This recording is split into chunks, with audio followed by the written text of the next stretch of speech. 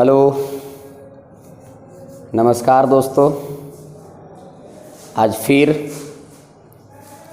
मैं आ गया हूँ और मैं आप लोग से माफ़ी चाहता हूँ कि मैं कल आप लोग को वीडियो नहीं दे पाया। तो कोई बात नहीं है, चलिए आज से कंटिन्यू बने रहेंगे। आपके सामने एक क्वेश्चन है, समय काम का प्रश्न है, ज़रा ध्यान दीजिएगा और समझिएगा। रेलवे का पूछा हुआ प्रश्न है, जितना भी होगा ये रेलवे का पूछा हुआ क्वेश्चन होगा। आप लोग जानते हैं कि समय काम में एलसीएम मेथड लगाया जाता है। एलसीएम मेथड का मतलब कि लघुत्तम निकालना है उसका। क्वेश्चन कह रहा है कि ए और बी किसी काम को 1.5 घंटा में कर सकता है। हालांकि कार्य पूरा होने से पहले ए को काम थोड़ी देर के लिए छोड़ना पड़ा और इसलिए कार्य पूरा करने में 2 घंटा लग गया। माने कि ए काम छोड़ करके चल गया तो काम करने में 2 घंटा लग गया उसको। माने कि ए अगर छोड़ करके गया है तो बी तो अकेला काम करते रह गया है पूरे 2 घंटा तक। फिर कहता है लास्ट में ए अकेले काम को 2.5 घंटा में पूरा कर सकता है, तो काम खत्म होने से कितना मिनट पहले ए ने काम छोड़ करके अवकाश लिया था। ध्यान दीजिएगा, कह रहा है कि ए और बी दोनों मिल करके 1.5 घंटा माने 90 मिनट। फिर आगे चल के बोला है कि ए अकेला 2.5 घंटा में काम पूरा करता है, माने 60 दूनी 120 और 150 मिनट। सर इन दोनों का अगर एलसीएम लीजिएगा तो 450 ईट हमारा टोटल वर्क आ गया है।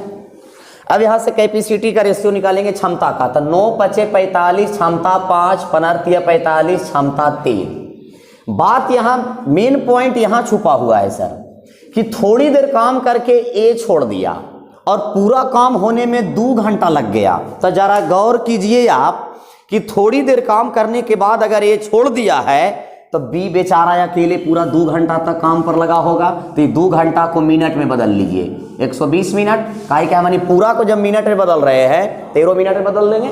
चलिए ध्यान दीजिएगा, तो बी अकेला 120 मिनट तक काम किया होगा। तो जरा गौर कीजिए कि टोटल दोनों मिला के क्षमता 5 है, ए का क्षमता 3 है, तो सर बी का क्षमता 2 होगा। और इस 2 क्षमता के साथ 120 मिनट काम किया होगा तो टोटल 240 वह काम कर दिया होगा। शेष काम कितना बचा? शेष काम कितना बचा तो घटा देंगे तो 0 1 2 210। अब जरा आप गौर कीजिए कि आदमी दुइये गो है, ए और बी कहता है कि हम टोटल काम 240 किए हैं। तो सर जरा सोच करके देखिए आप कि जो 210 भाग काम बचा हुआ है और ए ने किया होगा और छोड़ करके चला गया होगा। तो सर 210 भाग काम को ए कितना दिन में करेगा? तो 70 दिन में। कितना दिन में? 70 दिन में। काम खत्म होने में लगा कितना दिन? 120 दिन। और ए ने काम किया कितना दिन? 70 दिन। तो सर 50 दिन पहले ने ये काम छोड़ करके चला गया था। बोलिए, यही चीज सर हम लोग से प्रश्न में पूछा गया है और हम उम्मीद करते हैं कि ये क्वेश्चन समझ में आया होगा। समझे? तो इस टाइप का। चलिए अब हम लोग अगला क्वेश्चन देखते हैं। आइए देखिए, अगला क्वेश्चन मेंस्ट्रुएशन का है। ये भी क्वेश्चन 2018 का पूछा हुआ है। कहता है कि कमरे के लंबाई चौड़ाई और ऊंचाई का अनुपात 3 3 4 में है। लंबाई दुगनी, चौड़ाई 2/3, ऊंचाई आधी की जाती है, तो कमरे के चारों दीवारों को पेंट करने की लागत कितने प्रतिशत तक कम हो जाएगा? तो सर काम अगर निकालना है तो सबसे पहले तो निकालना पड़ेगा कि कमरा के चारों दीवारों का एरिया पहले कितना था, फिर लंबाई चौड़ाई ऊंचाई में परिवर्तन करने के बाद इस कमरे के चारों दीवारों को एरिया कितना हुआ, तब ने पता चलेगा कि कम हुआ कि ज़्यादा हुआ। तो आप लोग जानते हैं कि कमरे के चारों दीवारों का क्षेत्रफल बराबर चारों दीवार का क्षेत्रफल बराबर 2 × L + B × H होता है। जबकि सर L B H सब दिया हुआ है, तो क्षेत्रफल निकालते हैं इसका। तो 2L B 3 है, H तो 3 और 3 6, 2 × L × B × H। यहाँ देखिए, यहाँ इंटू में है, 3 और 3 6, 6 दूनी 12 और 12 चौक 48। मैंने कमरा के पहिल का क्षेत्रफल 48 मीटर स्क्वायर है, कुछ में भी मान लीजिए, क्योंकि रेशियो दिया हुआ है, रेशियो में कुछ भी मान लीजिए, कोई दिक्कत नहीं है। तो ये वाला जो क्षेत्रफल आया से पहले का आया है, अब का निकालते हैं, अब का। तो अब अगर निकालेंगे तो फिर वही चीज रहेगा formula 2 into L plus B गुना H। अब देखिए सर, लंबाई चौड़ाई ऊंचाई सब में परिवर्तन किया है, कहता है लंबाई को दुगनी कर दी जाए। तो जरा सोच के देखिए कि पहले लंबाई कितना था 3, तो अब लंबाई हो जाएगा 3 दूनी 6 प्लस चौड़ाई को 2/3 कर दिया जाए। तो बाबू पहले चौड़ाई कितना था 3 और इसका 2/3 कीजिएगा तो अब चौड़ाई हो जाएगा 2 गुने ऊंचाई को आधी कर दी जाती है, ऊंचाई को आधी। तो पहले ऊंचाई कितना था 4, अब अगर इसको आधा करेंगे तो 2, तो 6 दूआ 8, 8 दूनी 16, 16 दूनी 32। माने अब कमरा का क्षेत्रफल आ जाएगा 32 मीटर स्क्वायर। तो सर पहले क्षेत्रफल कितना था 48 और अब कितना आया 32, तो कितना कम हुआ 16, कितना में 48 में। या तो फिर आप लोग जानते हैं परसेंटेज का नियम कि कम किसको अधिक वाला को, और अधिक कहेगा तो कम वाला को। अब परसेंटेज के लिए 100, क्योंकि हम लोग से मान परसेंटेज में पूछा गया है। तो 16 तिया 48, 33.1/3%, और यही आपका आंसर है। चलिए अगला क्वेश्चन देखेंगे हम लोग। आइए दोस्तों देखिए फिर अगला क्वेश्चन, ध्यान से समझिएगा, ये भी लेटेस्ट प्रश्न है और बड़ा ही शानदार प्रश्न ये भी है। ये समय दूरी का क्वेश्चन है। समय दूरी में हम लोग पढ़ते हैं इस टाइप को। कहता है कि कोहरे में चलने वाली गाड़ी, अब देखिए ठंडा के दिन आले तब कुहा तो लगबे करेगा, तो कुहा में वो गाड़ी चल रहा है, एक आदमी को पार करती है जो उसी दिशा में 3 किलोमीटर प्रति घंटा की गति से पैदल चल रहा है। तो जो लगा हुआ है, जो मतलब नज़दीक वाला के लिए, तो जो के नज़दीक में कौन है आदमी, मानी 3 किलोमीटर प्रति घंटा जो चाल है वो किसका है आदमी का है। फिर कहता है आदमी उस गाड़ी को 100 मीटर तक देख सकता है। माने गाड़ी, जैसे आदमी यहाँ खड़ा है, पीछे से गाड़ी आ रही है, तो गाड़ी पीछे से आ रही है तो ये आदमी को क्रॉस की, और क्रॉस की तो ये आदमी भी 3 का स्पीड से चल रहा है। आदमी अगर आगे देखेगा गाड़ी को तो अपने से 100 मीटर तक आगे तक उस गाड़ी को देख सकता है, क्योंकि आप लोग जानते हैं कि कुहा में ज़्यादा दूर तक दिखाई नहीं देता है। 100 मीटर दूरी तक देख सकता है और 4 मिनट तक देख सकता है। कितना देरी तक 4 मिनट तक। तो हम लोग से पूछा गया कि गाड़ी की गति क्या। आइए समझते हैं इसको डायग्राम से। जैसे मान के चले सर कि ये यहाँ पे एक आदमी है और यहाँ से एक गाड़ी जा रही है, ये गाड़ी जा रही है, यहाँ से गाड़ी जा रही है। अभी गाड़ी इस आदमी को क्रॉस करता है। अब यहाँ से क्रॉस किया, जा रहा है, गाड़ी पहुँच गया यहाँ। अब यहाँ पहुँच गया तो ये आदमी इस गाड़ी को 100 मीटर तक देखता है। कितना मीटर तक 100 मीटर तक। यानी कहने का मतलब है कि आदमी और इस गाड़ी के बीच का जो अब डिस्टेंस है वो 100 मीटर का है, और बोला है कि 4 मिनट तक भी देखता है। अहीं सर दूरी 100 मीटर, समय 4 मिनट, माने उस 100 मीटर की दूरी 4 मिनट के इक्वल है। अब जिस दिशा में आदमी जा रहा है वही दिशा में गाड़ी जा रहा है, तो इसका रिलेटिव स्पीड जो होगा से घटेगा, क्योंकि समय दूरी का नियम है अगर एक दिशा में है तो चाल घटेगा और विपरीत दिशा में चाल जुटेगा। तो देखिएगा यहाँ से लिखेंगे चाल बराबर डिस्टेंस बटा टाइम।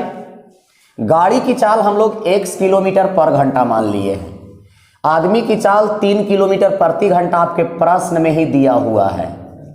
तो अगर दोनों एक ही दिशा में चल रही है तो चाल हो जाएगा x - 4, क्योंकि सर गाड़ी है तो गाड़ी के चाल ज़्यादा होगा आदमी से, इसलिए गाड़ी के चाल में से आदमी को घटाए हैं किलोमीटर पर घंटा। डिस्टेंस 100 मीटर, समय 4 मिनट, 4 मिनट का मतलब 240 सेकेंड। अब बताइए सर ये स्पीड किलोमीटर प्रति घंटा में और ये मीटर है और ये सेकेंड है, तो अभी जो ये स्पीड आवेगा वो मीटर प्रति सेकेंड में आवेगा।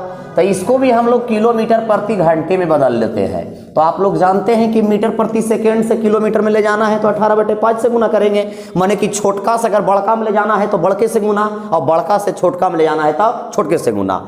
काट दीजिएगा अगर इसको तो ये हो जाएगा 20 25 100, 12 दूनी 24, 6 दूनी 12 और 6 तिया 18, गुना कर दीजिए बाबू। तो 2x आदमी के चाल 3 है ना, 2x और 3 दूनी 6 बराबर 3, इजा को उधर ऐड हो जाएगा तो 2x बराबर 9। तो आप देख रहे होंगे कि x बराबर 9/2 किलोमीटर प्रति घंटा, और यही आपका आंसर है। ये भी क्वेश्चन लेटेस्ट प्रश्न है। चलिए अब हम लोग देखेंगे अगला प्रश्न। अगला प्रश्न जो है, आइए अगला क्वेश्चन माध्यमिक का बहुलक जो हम लोग 10th क्लास में पढ़े थे उसी से है, और ये भी रेलवे पूछता है। तो एक और बहुलक पूछता है, तो एक और बहुलक सीरीज वाला होता है। तो सीरीज वाला बहुलक बनाने का तरीका है कि जिसकी संख्या अधिक बार आता है, मैंने जो ज़्यादा बार रिपीटेशन होता है वो बहुलक होता है। और ये बहुलक जो हम लोग 10th क्लास में पढ़ते थे, जो 2 नंबर या 5 नंबर को पूछता था, वो या आपका रेलवे पूछता है। तो इस समय है सर कि फार्मूला वगैरह याद रखिए और किसको क्या बोलते हैं ये सब याद रखिए तो तुरंत क्लियर हो जाएगा। तो बहुलक में सबसे बड़ी बारंबारता जो होता है, संचाई बारंबारता, उसको हम F0 कहते हैं। इसके ऊपर वाला को F1 कहते हैं, इसके नीचे वाला को F2 कहते हैं। और बड़ी बारंबारता के सामने वाले वर्ग अंतराल को, इसको L से सूचित किया जाता है। और इन दोनों के डिफरेंस को, किसी का भी ले लीजिए, सबका बराबर है, अंतर को हम लोग I से इंडिकेट करते हैं। तो सारा चीज़ तो हो ही गया है। और आप लोग जानते हैं कि बहुलक का फार्मूला होता है बहुलक बराबर L plus F0 minus F1 बटा 2F0 minus F1 minus F2 गुने I। अब बस चुपचाप मान बैठा देना है। तो मान बैठाएंगे तो L का मान कितना 14, कितना 14 प्लस F0 माने 34 माइनस F1, तो इसके जस्ट ऊपर वाला को F1 कहते हैं 28 बटा 2F0। तो F0 है कितना 34 और उसको दुगना करेंगे तो 34 दूनी 68 माइनस F1 माने 28, F2 माने 18 गुने I माने कि इन दोनों के अंतर को 4। अब इसको हल करिए सर, तो 14 प्लस ये बच जाएगा 28 और 34 6, 4 भी ऊपर गुने कर दीजिए ना, 6 गुने 4 और ये 68 और 28, तो ये हो जाएगा 38 46 68 माइनस 20 और 10 30 40 46। इसको गुना कर दीजिएगा तो जोड़ घटा दीजिएगा तो 22 आ जाएगा। अब इसको काट दीजिए, 3 दूनी 6, 11 दूनी 22, मानी यहाँ से आ रहा है इस प्रकार से 14 प्लस 12 बटा 11, ये 1 बचेगा 0 के लमसम में, तो 11 9 99 मानिए कि 9, तो सर 14 ये है और 1.9 ये है, आपका आंसर हो जाएगा 15.9 और यही आपका आंसर है। चलिए अगला क्वेश्चन देखेंगे हम लोग। कोई दीवाना कहता है, कोई पागल समझता है। चलिए देखिएगा अगला क्वेश्चन सर ये नंबर सिस्टम का है। नंबर सिस्टम एक चैप्टर पढ़ना है, डिवाइजर फैक्टर। कहता है संख्या 45 के कितने गुणक है, माने कि उसका गुणनखंड कितने हैं। तो ज़रा ध्यान दीजिएगा, इसका तरीका बताए थे। इसका तरीका है कि सबसे पहले इसको एलसीएम निकालिए, एलसीएम निकाल करके इसको फैक्टर कीजिए, तोड़िए 900 फिर 500 18 5 90 फिर 5 से 36 5 फिर 3 से 12 तिया 4 तिया 2 दूनी, टूट गया। तोड़ने के बाद आप देखिए कि 5 कितने हैं, 3 गो, 3 कितने हैं, 2 गो, और 2 कितने हैं, 2 गो। लिखने के बाद अगर गुणक निकालना है, इसका दूसरा नाम कहता है भाजक, और तीसरा बोलेगा गुणनखंड। ये 3 गो में से कोई भी वर्ड बोल सकता है, तो कंफ्यूज नहीं होना है।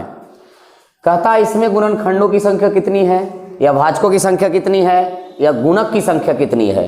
तो इसका तरीका है कि आप आराम से एलसीएम निकाल लीजिए और एलसीएम निकालने के बाद पावर को 1 बढ़ा दीजिए। अब यहाँ एक सवाल बनता है सर कि पावर को 1 बढ़ाया क्यों जाता है। तो इसका जब मैं पढ़ाऊँगा तो मैं पूरा प्रूव करके दिखाऊंगा कि पावर को 1 बढ़ा करके गुणा क्यों किया जाता है। अभी फिलहाल इतना ही याद रखिए, इतना ही सबका काम चल जाएगा कि एलसीएम निकालना है। एलसीएम निकालने के बाद जो इसका पावर आएगा उसके पावर को बढ़ा करके गुणा कर देना है। गुणक की संख्या निकल जाएगा, गुणनखंड की संख्या निकल जाएगा, भाजक की संख्या निकल जाएगा। यानी कि 3 गो में से कुछ भी कहेगा, तीनों एक ही चीज़ है। तो देखिएगा सर, इसका पावर 3 है तो 3 के बदले 4, इसका पावर 2 है तो 2 के बदले 3, इसका पावर भी 2 है तो 2 के बदले 3, तो 4 तिया 12 और 12 तिया 36, यही आपका आंसर होगा। चलिए अगला क्वेश्चन देखिएगा, अगला हम लोग समझेंगे। आइए देखिए, अगला प्रश्न आयु का है। पिता माता और पुत्री की आयु का अनुपात 22-20-9 है। पिता माता और पुत्री की आयु का अनुपात 22-20-9 है का मतलब वर्तमान। फिर कहता है 10 साल बाद यही अनुपात 27-25-14 हो जाएगा। 27-25-14 हो जाएगा। ये घटना कब का है? 10 साल बाद का है। अब हम लोग से पूछा गया है सर कि माता की वर्तमान आयु क्या है। तो इस टाइप के प्रश्न में सबसे पहले गैपिंग देखा जाता है। गैपिंग में देखना यह है कि गैपिंग सेम है कि सेम करना पड़ेगा। अब देखिए सर, 3 रेशियो का अगर प्रश्न है तो अधिकतर गैपिंग सेम ही रहता है। अगर गैपिंग सेम नहीं रहेगा तो फिर इसको विदाउट एक्स के बनाया नहीं जा सकता है। लेकिन अगर डबल रेशियो का अगर क्वेश्चन रहता है तो उसमें गैपिंग सेम भी रहता है और कभी कभी गैपिंग सेम भी करना पड़ता है। तो यहां देख रहे हैं हम लोग कि 10 साल बाद तीनों का रेशियो इतना है, माने 10 साल बाद पिता भी, 10 साल बाद माता भी, 10 साल बाद पुत्री भी। तो जरा गौर कीजिए आप कि वर्तमान में कोई आदमी अगर 10 साल के है और 10 साल बाद अगर चलिएगा तो कन्फर्म है कि उसका आयु बढ़ेगा, और वही अगर 10 साल पहले जाइएगा तो उसका आयु घटेगा। तो यहां देख रहे हैं कि 5 साल बढ़ा है, ये भी 5 साल बढ़ा है और ये भी 5 साल बढ़ा है। तो किताब कहता है कि तीनों मिला करके 10 साल बढ़ा है और हम ही देख रहे हैं कि तीनों 5 साल बढ़ा है। किताब कह रहा है कि तीनों 10 साल बढ़ा और हम लोग देखें तो तीनों कितना साल बढ़ा? 5 5 5। हम लोग से क्वेश्चन किया गया है सर कि माता की आयु बताइए, तो माता की आयु निकालना है। माता की वर्तमान आयु बताइए, तो माता की वर्तमान आयु कितना है? 20। 20 से गुणा कर देंगे तो 5 दूनी 10 और 20 दूनी 40। यही आपका आंसर है। चलिए सर, अगला क्वेश्चन ध्यान देंगे हम लोग।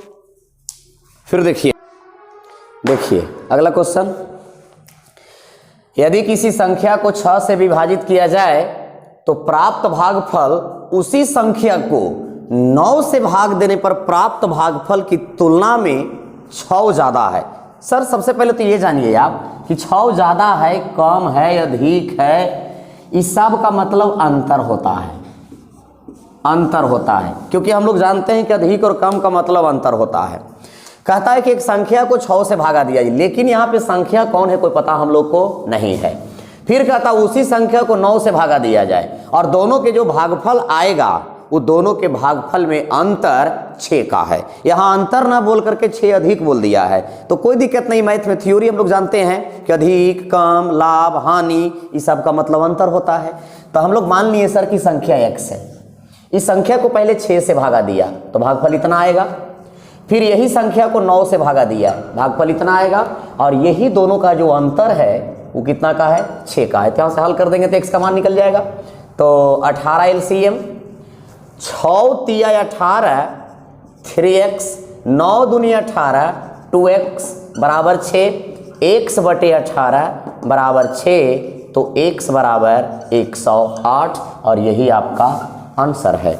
चलिए अगला क्वेश्चन हम लोग देखेंगे। आइए अगला क्वेश्चन मेंसुरेशन है, ध्यान दीजिएगा।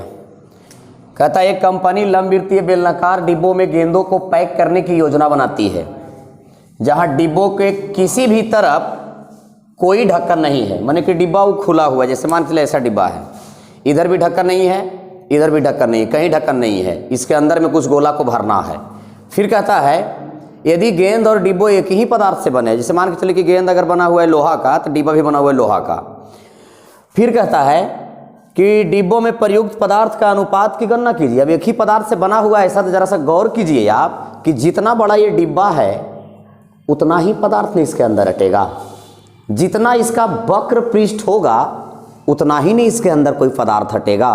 तो हम लोग से बोला गया है कि वो डिब्बा का, तो डिब्बा तो बेलनाकार है और उसमें भरेगा एक गेंद, तो जितना डिब्बा उतना ही गेंद उसमें भरेगा। अगर मान के चले कि 5 केजी का डब्बा आपके पास है तो 5 केजी पानी हटेगा उसमें।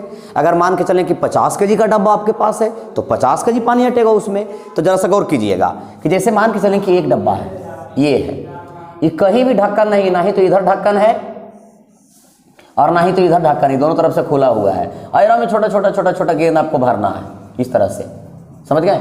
तो सर जो इसका वक्र पृष्ठ अंदर का होगा, क्योंकि संपूर्ण पृष्ठ कब काउंट होता है, जब ये इसका टॉप और बॉटम जब दोनों ऐड होता है ये वक्र पृष्ठ के साथ, तब संपूर्ण पृष्ठ कहा जाता है। लेकिन अगर ये डब्बा है और इसके अंदर अगर गेंद भरना है तो जितना अंदर इसका स्पेस खाली है उतना ही मैंने गेंद भराएगा। मने कि कह सकते हैं सर कि डब्बा का वक्र पृष्ठ, डब्बा का कर्व सरफेस एरिया और गेंद का कर्व सरफेस एरिया दोनों आपस में क्या होगा, बराबर होगा। जैसे मान के चले सर कि एक कमरा है, एक कमरा में जितना स्पेस रहेगा उतना ही बड़ा ने चादर आप बिछाइएगा। एक कमरा में जितना स्पेस रहेगा उतना ही ने कोई पदार्थ को आप उसमें भर सकते हैं। तो दोनों का वक्र पृष्ठ अंदर वाला आपस में क्या होगा, बराबर होगा। तो बेलन की त्रिज्या r और ऊंचाई h, तो त्रिज्या अगर इसका r है, ऊंचाई अगर h है, तो जितना रेडियस है उतने गोला भराएगा। देखो इस तरह से, और जितना ऊंचाई रहेगा इस डब्बा का उतना दूर तक भरा जाएगा। अब मान के चले कि एक डिब्बा की ऊंचाई है 5 फीट और हमें पानी डालेंगे अगर, तो कभी वो पानी 10 फीट पर डला सकता है। जब भी डलाएगा तो जितना उस डब्बा का ऊंचाई है, जितना उस टंकी का ऊंचाई है, उतना ही दूर तक पानी को डाला जा सकता है। माने कि दोनों का वक्र पृष्ठ तो 2 पाई RH और 2 पाई RH, तो सब पूरे के पूरे कट जाएगा। तो यही आपका आंसर हो जाएगा, ऑप्शन नंबर डी। तो चलिए आज के लिए इतना ही। सर क्वेश्चन तो एक ही डेट का है, लेकिन बहुत सारे क्वेश्चन ऐसे हैं कि बिल्कुल इजी है। तो हमने क्या किए कि जो क्वेश्चन थोड़ा सा परेशानी लाता है, जो थोड़ा कठिन है, उन सभी क्वेश्चन को हमने सोल्व करवाया है। इसको आप गौर से देखिएगा। बाकी सब डेट में जितने भी प्रश्न पूछा हुआ था सब क्वेश्चन इजी था, उसमें कोई दिक्कत नहीं होगा। तो आप लोग रिवाइज करते रहिए, वीडियो को देखते रहिए। अब हम लोग मिलते हैं कल अगले वीडियो में। तो आज के लिए good night, thank you, bye.